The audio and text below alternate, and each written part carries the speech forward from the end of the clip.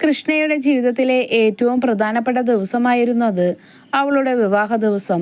വീട് മുഴുവൻ ആഘോഷത്തിന്റെ തിരക്കിലായിരുന്നു. മുറ്റത്ത് ബന്ധുക്കളുടെ ശബ്ദം, അടുക്കളയിൽ നിന്ന് വരുന്ന ഭക്ഷണത്തിന്റെ മണം, മുറിക്കുള്ളിൽ കൂട്ടിക്കാരികളുടെ ചിരി, എല്ലാവരുടെയും മുഖത്ത് സന്തോഷം. പക്ഷേ ആ സന്തോഷത്തിനിടയിൽ കൃഷ്ണയുടെ മനസ്സിൽ മാത്രം ഒരു ചെറിയ ഭയമുണ്ടായിരുന്നു. വിവാഹത്തിന് ഇന്ന് 3 മണിക്കൂർ മാത്രം. രാഹുലിനെ ഒന്ന് വിളിക്കണമെന്ന് തോന്നി അവൾ കയ്യിൽ ഫോണെടുത്തു. അപ്പോഴാണ് രാഹുലിൻ്റെ മെസ്സേജ് വന്നത്. കൃഷ്ണ, എനിക്ക് നിന്നോടൊരു കാര്യം പറയാനുണ്ട്. അവൾ ഉടൻ മെസ്സേജ് തുറന്നു. അടുത്ത വരി വായിച്ചതും അവളുടെ കയ്യിൽ നിന്ന് ഫോൺ താഴേക്ക് വീണു. എനിക്ക് ഈ വിവാഹം വേണ്ട. കൃഷ്ണ കുറച്ചു നിമിഷം അനങ്ങാതെ നിന്നു. അവൾ വായിച്ചത് വീണ്ടും വീണ്ടും നോക്കി. ഇത് രാഹുൽ തന്നെയാണോ അയച്ചത്? അവളുടെ കണ്ണുകൾ നിറഞ്ഞു. അടുത്തു നിന്നിരുന്ന അമ്മ അവളുടെ മുഖം ശ്രദ്ധിച്ചു. കൃഷ്ണേ, എന്തുപറ്റി? കൃഷ്ണ മറുപടി പറഞ്ഞില്ല. അവൾ ഫോൺ അമ്മയുടെ കയ്യിൽ കൊടുത്തു. അമ്മ മെസ്സേജ് വായിച്ചു. ഒരു നിമിഷം അവരും ഒന്നും മിണ്ടിയില്ല. രാഹുൽ ഇങ്ങനെ പറഞ്ഞോ? കൃഷ്ണയുടെ ശബ്ദം വിറച്ചു. അമ്മേ, എന്തിനാണ്? അമ്മ അവളെ ചേർത്തു പിടിച്ചു. നീ വിഷമിക്കരുത് മോളെ. അവൻ എന്തെങ്കിലും കാരണത്താലായിരിക്കും. പക്ഷേ അമ്മേ, കൃഷ്ണയുടെ കണ്ണുനീർ കവിളിലൂടെ ഒഴുകി. ഇത്രയും ദിവസം എന്നെ സ്നേഹിച്ചിട്ട് വിവാഹത്തിന് 3 മണിക്കൂർ മുൻപ് വേണ്ട എന്ന് പറയാൻ മാത്രം എന്താണ് സംഭവിച്ചത്? അമ്മയ്ക്ക് മറുപടി ഉണ്ടായിരുന്നില്ല. അതേസമയം രാഹുലിൻ്റെ വീട്ടിൽ വലിയ ബഹളമായിരുന്നു. രാഹുൽ, നീ എന്താണ് ചെയ്യുന്നത്? അച്ഛൻ്റെ ശബ്ദം വീട് മുഴുവൻ മുഴങ്ങി. വിവാഹത്തിന് ഇന്ന് 3 മണിക്കൂർ മാത്രം. ഇപ്പോഴാണോ നീ ഈ കാര്യം പറയുന്നത്? രാഹുൽ ഒന്നും പറഞ്ഞില്ല. ആ കുട്ടിയുടെ വീട്ടുകാരോട് നമ്മൾ എന്തു പറയും? രാഹുൽ പതുക്കെ അച്ഛനെ നോക്കി. എന്ത് വേണമെങ്കിലും പറഞ്ഞോളൂ. നിനക്ക് ഇത്രയും നാളും അവളെ ഇഷ്ടമായിരുന്നില്ലേ? രാഹുൽ കണ്ണുകൾ താഴ്ത്തി. ഇഷ്ടമായിരുന്നു. പിന്നെ? രാഹുൽ കുറച്ചു നിമിഷം മിണ്ടാതെ നിന്നു. അതുകൊണ്ടാണ് ഞാൻ ഈ വിവാഹം വേണ്ടെന്ന് പറയുന്നത്. അച്ഛനൊന്നും മനസ്സിലായില്ല. നിന്റെ സംസാരം എനിക്ക് മനസ്സിലാകുന്നില്ല. രാഹുൽ അവിടെ നിന്ന് തൻ്റെ മുറിയിലേക്ക് നടന്നു. വാതിലടച്ചു. ജനലരികിൽ ചെന്ന് നിന്നു. പുറത്ത് വിവാഹത്തിനുള്ള ഒരുക്കങ്ങൾ നടക്കുന്നു. പക്ഷേ അവൻ്റെ കണ്ണുകളിൽ സന്തോഷമുണ്ടായിരുന്നില്ല. അവിടെ ഭയം മാത്രമായിരുന്നു. വർഷങ്ങളായി തൻ്റെ ഉള്ളിൽ ഒളിപ്പിച്ചു വെച്ച ഒരു രഹസ്യത്തിൻ്റെ ഭയം. രാഹുൽ പതുക്കെ സ്വയം പറഞ്ഞു. കൃഷ്ണ, നീ എന്നെ വെറുത്താലും കുഴപ്പമില്ല. പക്ഷേ നിന്നെ അപകടത്തിലാക്കിക്കൊണ്ട് നിന്നെ വിവാഹം കഴിക്കാൻ എനിക്ക് കഴിയില്ല. അവൻ കണ്ണുകൾ അടച്ചു. അപ്പോഴാണ് ഫോൺ മുഴങ്ങിയത്. സ്ക്രീനിൽ ഒരു പരിചയമില്ലാത്ത നമ്പർ. രാഹുൽ കോൾ എടുത്തു. ഹലോ. മറുവശത്ത് കുറച്ചു നിമിഷം നിശബ്ദത. പിന്നെ ഒരു പുരുഷ ശബ്ദം. വിവാഹം നിർത്തിയതുകൊണ്ട് പ്രശ്നം തീർന്നെന്ന് കരുതണ്ട. രാഹുലിൻ്റെ മുഖം മാറി. നീ ആരാണ്? നിനക്ക് എന്നെ അറിയാം. എനിക്ക് ആരോടും സംസാരിക്കാൻ താല്പര്യമില്ല. പക്ഷേ എനിക്ക് നിന്നോട് സംസാരിക്കണം.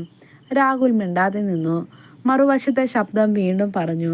കൃഷ്ണയെ നീ വിവാഹം കഴിച്ചാൽ അവൾക്ക് എന്തു സംഭവിക്കുമെന്ന് നിനക്കറിയാം. രാഹുലിൻ്റെ കൈ മുറുകെ പിടിച്ചു. കൃഷ്ണയ്ക്ക് ഒന്നും സംഭവിക്കില്ല. അത് നിന്റെ കയ്യിലല്ല. കോൾ കട്ടായി. രാഹുൽ ഫോൺ താഴെ വെച്ചു. അവൻ്റെ മനസ്സിൽ ഒരു ചോദ്യം മാത്രം. അവൻ ആരാണ്? കൃഷ്ണയുടെ വീട്ടിൽ വിവാഹത്തിൻ്റെ തിരക്ക് പതുക്കെ നിശബ്ദമായി. ബന്ധുക്കൾ ഓരോരുത്തരും എന്താണ് സംഭവിച്ചതെന്ന് ചോദിച്ചു തുടങ്ങി. കൃഷ്ണയുടെ അച്ഛൻ ഒന്നും മറുപടി പറയാതെ നിന്നു. അവസാനം അദ്ദേഹം മകളുടെ മുറിയിലേക്ക് വന്നു. കൃഷ്ണ കട്ടിലിൻ്റെ അരികിൽ ഇരിക്കുകയായിരുന്നു. കണ്ണുകൾ കരഞ്ഞു ചുമന്നിരുന്നു. അച്ഛൻ അവളുടെ അടുത്തിരുന്നു. മോളെ. കൃഷ്ണ തല ഉയർത്തി നോക്കി. അച്ഛാ, ഞാൻ എന്തെങ്കിലും തെറ്റ് ചെയ്തോ? അച്ഛൻ്റെ ഹൃദയം വേദനിച്ചു. ഇല്ല മോളെ. പിന്നെ എന്തിനാണ് രാഹുൽ എന്നെ വേണ്ടെന്ന് പറഞ്ഞത്? അച്ഛൻ കുറച്ചു നിമിഷം മിണ്ടാതെ നിന്നു. അവനൊരു കാരണവും പറഞ്ഞില്ലേ? കൃഷ്ണ തലകുലുക്കി. ഇല്ല. അച്ഛൻ എഴുന്നേറ്റു. ഞാൻ അവൻ്റെ വീട്ടിലേക്ക് പോകാം. അച്ഛാ, എന്തായാലും ഈ കാര്യം അറിയണം. അദ്ദേഹം പുറത്തേക്ക് നടന്നു. പക്ഷേ വാതിനരികിൽ എത്തിയപ്പോൾ നിശ്ചലമായി. അദ്ദേഹത്തിനൊരു കാര്യം ഓർമ്മ വന്നു. 15 വർഷം മുമ്പ് നടന്നൊരു സംഭവം. അന്ന് താൻ രാഹുലിൻ്റെ അച്ഛനോട് പറഞ്ഞ വാക്കുകൾ. നമ്മുടെ കുട്ടികൾ ഒരിക്കലും ഇതറിയരുത്. അദ്ദേഹത്തിൻ്റെ മുഖത്ത് ഭയം നിറഞ്ഞു. ഇത്രയും വർഷത്തിന് ശേഷം ആ രഹസ്യം വീണ്ടും പുറത്തു വരികയാണോ? രാത്രിയായി. വിവാഹം നടക്കേണ്ട വീട്ടിൽ നിശബ്ദത. കൃഷ്ണ മുറിയിൽ ഒറ്റയ്ക്കിരുന്നു. അവൾ രാഹുലിൻ്റെ പഴയ മെസ്സേജുകൾ തുറന്നു നോക്കി. ഭക്ഷണം കഴിച്ചോ? എന്നെ മറക്കരുതേ. നീ ചിരിക്കുമ്പോൾ എനിക്ക് ഈ ലോകം മുഴുവൻ കിട്ടിയ പോലെ തോന്നും. അവസാനം അവൻ അയച്ചിരുന്ന ഒരു മെസ്സേജ് അവളുടെ കണ്ണിൽപ്പെട്ടു. എന്ത് സംഭവിച്ചാലും ഞാൻ നിന്നെ വിട്ടു പോകില്ല. കൃഷ്ണയുടെ കണ്ണുനീർ വീണ്ടും ഒഴുകി. പിന്നെന്തിനാണ് ഇന്ന് വിട്ടുപോയത് രാഹുൽ? അവൾ ഫോൺ നെഞ്ചോട് ചേർത്ത് പിടിച്ചു. അപ്പോഴാണ് ഫോൺ വീണ്ടും മുഴങ്ങിയത്. അപരിചിത നമ്പർ. കൃഷ്ണ കോളെടുത്തു. ഹലോ. മറുവശത്ത് ഒരു സ്ത്രീയുടെ ശബ്ദം. കൃഷ്ണ, നീ രാഹുലിനെ വെറുക്കരുത്. കൃഷ്ണൻ ഞെട്ടി. ആരാണ് നിങ്ങൾ? രാഹുൽ നിന്നോട് പറഞ്ഞില്ലേ? എന്ത്? സ്ത്രീ കുറച്ചു നിമിഷം മിണ്ടാതെ നിന്നു. പിന്നെ പറഞ്ഞു, അവൻ നിന്നെ ഉപേക്ഷിച്ചത് അവന് നിന്നെ ഇഷ്ടമില്ലാത്തത് കൊണ്ടല്ല. കൃഷ്ണയുടെ ഹൃദയം ശക്തമായി ഇടിച്ചു. പിന്നെ? മറുവശത്ത് നിന്നുള്ള ശബ്ദം പതുക്കെയായി. നിന്നെ രക്ഷിക്കാനാണ്. കോൾ കട്ടായി. കൃഷ്ണ ഫോൺ നോക്കി നിന്നു. അവളുടെ മനസ്സിൽ ഒരേ ഒരു ചോദ്യം. എന്നെ ആരിൽ നിന്നാണ് രാഹുൽ രക്ഷിക്കുന്നത്? അതിൻ്റെ ഉത്തരം അറിയാൻ അവൾക്ക് രാഹുലിൻ്റെ ജീവിതത്തിലേക്ക് വീണ്ടും കടക്കേണ്ടി വരും. പക്ഷേ അവൾക്കറിയില്ലായിരുന്നു, രാഹുലിനെ സ്നേഹിച്ചു തുടങ്ങിയ നിമിഷം മുതൽ തന്നെ അവളുടെ ജീവിതം ഒരു വലിയ രഹസ്യത്തിൻ്റെ ഭാഗമായി കഴിഞ്ഞിരുന്നു. രാത്രി ഏറെ കഴിഞ്ഞിരുന്നു. കൃഷ്ണയ്ക്ക് ഉറങ്ങാൻ കഴിഞ്ഞില്ല. അപരിചിതയായ ആ സ്ത്രീയുടെ വാക്കുകൾ അവളുടെ മനസ്സിൽ വീണ്ടും വീണ്ടും മുഴങ്ങി. രാഹുൽ നിന്നെ ഉപേക്ഷിച്ചത് അവന് നിന്നെ ഇഷ്ടമില്ലാത്തത് കൊണ്ടല്ല, നിന്നെ രക്ഷിക്കാനാണ്. പക്ഷേ ആരിൽ നിന്ന്? എന്തിൽ നിന്ന്? കൃഷ്ണ എത്ര ആലോചിച്ചിട്ടും ഒരു ഉത്തരം കിട്ടിയില്ല. അവൾ വീണ്ടും രാഹുലിൻ്റെ നമ്പറിലേക്ക് വിളിച്ചു. ഒരിക്കൽ, 2 തവണ, 3 തവണ. രാഹുൽ ഫോൺ എടുത്തില്ല. അവസാനം അവൾ ഒരു മെസ്സേജ് അയച്ചു. ഒരിക്കലെങ്കിലും സത്യം അറിയണം രാഹുൽ. എന്നെ വെറുക്കുന്നുവെങ്കിൽ അത് നേരിട്ട് പറയൂ. പക്ഷേ ഇങ്ങനെയൊന്നും അറിയാതെ എന്നെ വിട്ടു പോകരുത്. മെസ്സേജ് അയച്ച ശേഷം കൃഷ്ണ ഫോൺ മേശപ്പുറത്ത് വെച്ചു. 5 മിനിറ്റ് കഴിഞ്ഞപ്പോൾ ഫോൺ തെളിഞ്ഞു. രാഹുലിൻ്റെ മറുപടി. നിനക്കെന്നെ വെറുക്കേണ്ടി വന്നാലും നീ സുരക്ഷിതയായിരിക്കണം, അതാണ് എനിക്ക് വേണ്ടത്. കൃഷ്ണയുടെ കണ്ണുകൾ നിറഞ്ഞു. അവൾ ഉടൻ മറുപടി അയച്ചു. എനിക്ക് സുരക്ഷിതമായി ജീവിക്കുന്നതിനേക്കാൾ സത്യത്തോടൊപ്പം ജീവിക്കാനാണ് ഇഷ്ടം. അതേസമയം രാഹുൽ തൻ്റെ മുറിയിലെ ജനലരികിൽ ഇരിക്കുകയായിരുന്നു. കൃഷ്ണയുടെ മെസ്സേജ് അവൻ വീണ്ടും വായിച്ചു. അവൻ്റെ കണ്ണുകൾ നിറഞ്ഞു. അവൾക്ക് സത്യം അറിയണം, എല്ലാം പറയണം. പക്ഷേ പറഞ്ഞാൽ അവളുടെ ജീവിതം തന്നെ അപകടത്തിലാവും. അവൻ തൻ്റെ മേശയിലെ പഴയൊരു പെട്ടി തുറന്നു. അതിനുള്ളിൽ ഒരു ഫോട്ടോ. ചെറിയ പ്രായത്തിലുള്ള കൃഷ്ണ, അവളുടെ അരികിൽ ചെറിയ രാഹുൽ. രണ്ടുപേരും ചിരിച്ചുകൊണ്ട് നിൽക്കുന്ന ചിത്രം. രാഹുൽ ഫോട്ടോ കയ്യിലെടുത്തു. നമ്മളന്ന് എത്ര സന്തോഷമായിരുന്നു, അവൻ പതുക്കെ പറഞ്ഞു. ഈ സത്യം നമ്മളെ വേർപ്പെടുത്തുമെന്ന് ഞാൻ ഒരിക്കലും കരുതിയില്ല. പെട്ടെന്ന് വാതിൽ മുട്ട്. രാഹുൽ ഫോട്ടോ ഒളിപ്പിച്ചു. ആരാണ്? ഞാനാണ്. അച്ഛൻ്റെ ശബ്ദം. രാഹുൽ വാതിൽ തുറന്നു. അച്ഛൻ അകത്തേക്ക് വന്നു. രാഹുൽ, നിനക്ക് എന്നോട് ദേഷ്യമുണ്ടെന്നറിയാം. ദേഷ്യമല്ല അച്ഛാ. പിന്നെ? എനിക്ക് സത്യം അറിയണം. അച്ഛൻ കസേരയിലിരുന്നു. ഏത് സത്യം? കൃഷ്ണയെക്കുറിച്ച്. അച്ഛൻ്റെ മുഖം മാറി. അവളെ ഈ കാര്യങ്ങളിൽ നിന്ന് അകറ്റി നിർത്തണം. എനിക്ക് കഴിയില്ല രാഹുൽ. ഞാൻ അവളെ സ്നേഹിക്കുന്നു. അച്ഛൻ നിശബ്ദനായി. രാഹുൽ തുടർന്നു. അവളെ സംരക്ഷിക്കാനാണ് വിവാഹം നിർത്തിയത്. പക്ഷേ അവൾക്ക് ഒന്നും അറിയാതെ ഞാൻ എത്ര കാലം അവളെ അകറ്റി നിർത്തും? അച്ഛൻ പതുക്കെ പറഞ്ഞു.